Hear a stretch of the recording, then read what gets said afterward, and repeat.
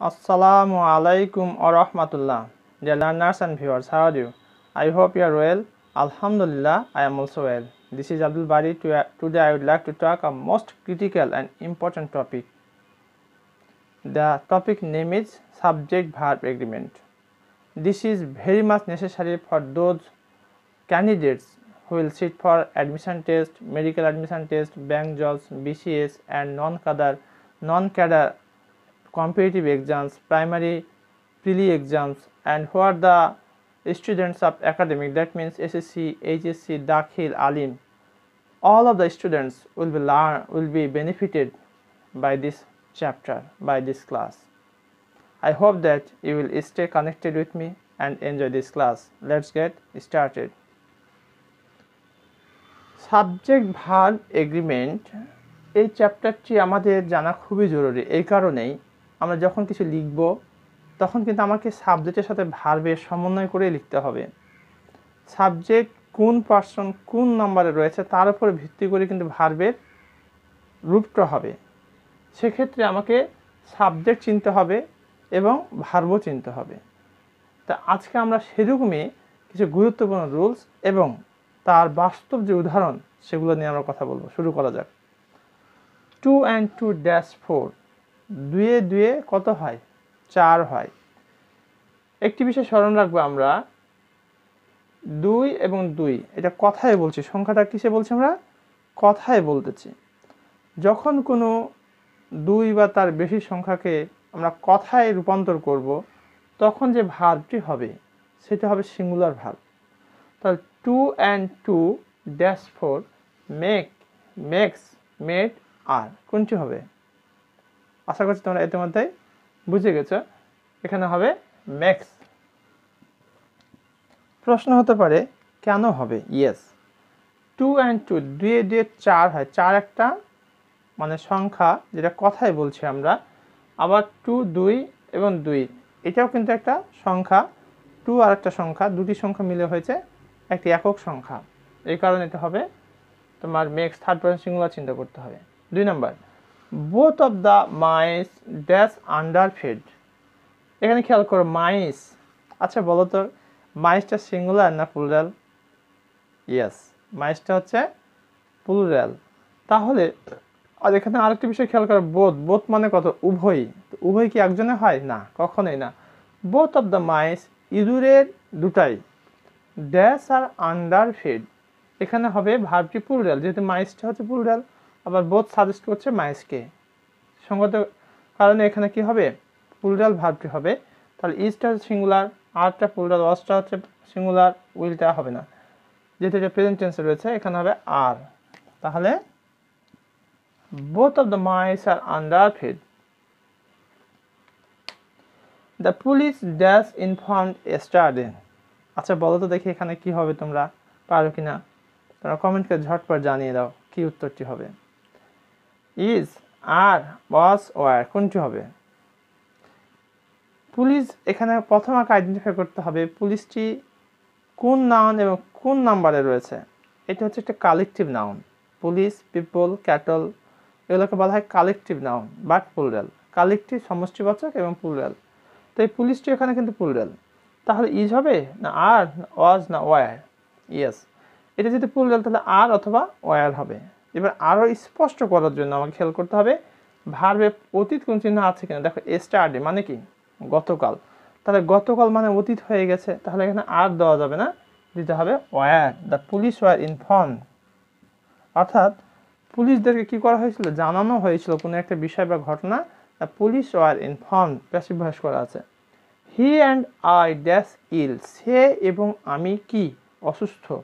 তাহলে এখানে দেখো সাবজেক্ট কিন্তু হি এবং আই দুটো মিলিয়ে সাবজেক্ট। এটা হচ্ছে প্লুরাল সাবজেক্ট, একের অধিক হয়ে যাচ্ছে এবং ভিন্ন ব্যক্তি, যার কারণে আই শুধু থাকলে এম হতো, হি থাকলে শুধু ইজ হতো। কিন্তু যেহেতু দুটো মিলিয়ে সাবজেক্ট, যার কারণে এখানে এমও হবে না, ইজও হবে না। তাহলে ওয়াজও হবে না, কারণ ওয়াজটা হচ্ছে ইজের পাস্ট ফর্ম। তাহলে এখানে প্লুরাল হচ্ছে আর। তাহলে এখানে হবে হি অ্যান্ড আই আর ইল, সে এবং আমি অসুস্থ। এরপর আমরা পরবর্তী যে রুলগুলি আছে সেটি আমরা দেখব।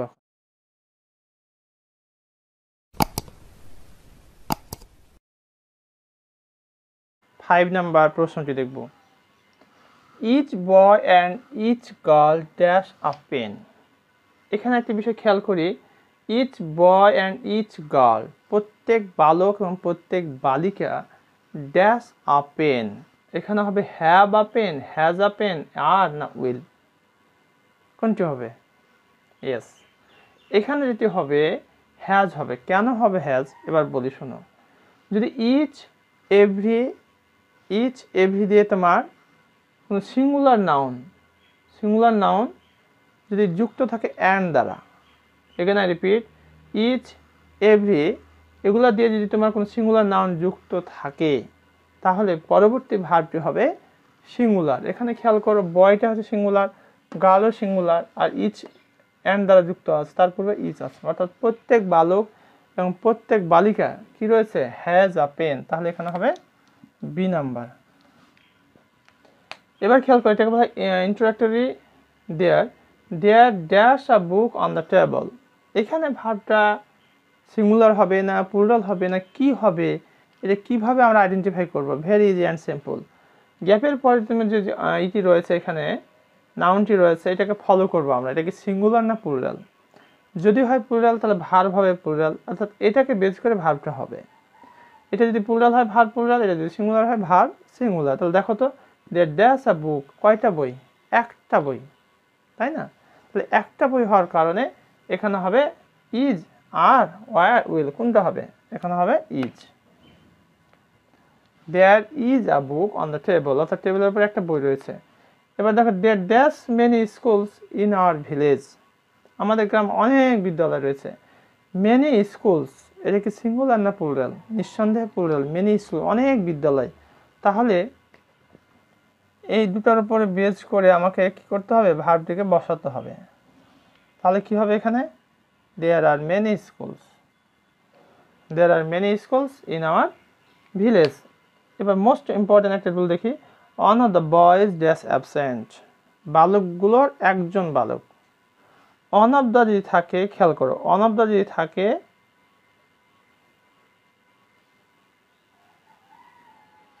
One of the boys, is হবে এখানে absent. One of the boys is absent.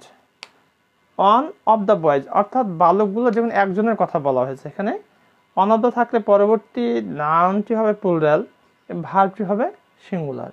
এখানে রিপিট, ওয়ান অফ দ্য থাকলে পরবর্তী নাউনটি হবে প্লুরাল এবং ভার্বটি হবে সিঙ্গুলার। তাহলে দেখো, এখানে বয়েজটি প্লুরাল হয়েছে বাট একজনকে মিন করা হয়েছে। ওয়ান অফ দ্য বয়েজ, বালকগুলো যখন একজনের কথা বলা হচ্ছে, ড্যাশ অ্যাবসেন্ট, ইজ অ্যাবসেন্ট। এখানে ওয়ান যেহেতু, এখানে আর হবে না, ওয়ার হবে না, বোথ এ অ্যান্ড সি হবে না, এ অ্যান্ড সি, এটা কখনোই প্রশ্নই আসে না। তাহলে এখানে হবে is. Dear learners, I have already taught to you 8 information, that means 8 rules. I hope that you have already understood all these. If you face any kind of problem, please comment and I will try my best to give your comment, answer or reply. And I also request my dear learners and viewers, please comment something.